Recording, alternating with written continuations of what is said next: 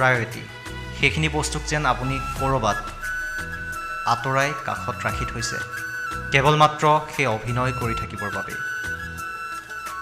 যদি এনেকুৱা কৰিছে তেতিয়াহ'লে কিন্তু কেতিয়াবা নিজক লৈও সুখী হ'বলৈ চাওক, নিজক লৈও অলপমান সময় পাৰ কৰিবলৈ চাওক।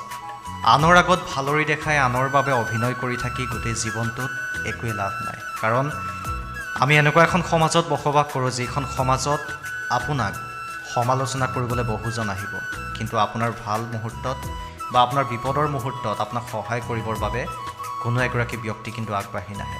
গতিকে নিজক লৈ সুখী হ'বলৈ চেষ্টা কৰকচোন। কেৱল মাত্ৰ নিজক লৈ আপুনি ব্যস্ত থাকিবলৈ শিকক। আনে কি কৈছে, আনে কি হাজাৰটা সমালোচনা কৰিছে, সেই সমালোচনাৰ পৰা একেবাৰে ফালৰি কাটি আহক।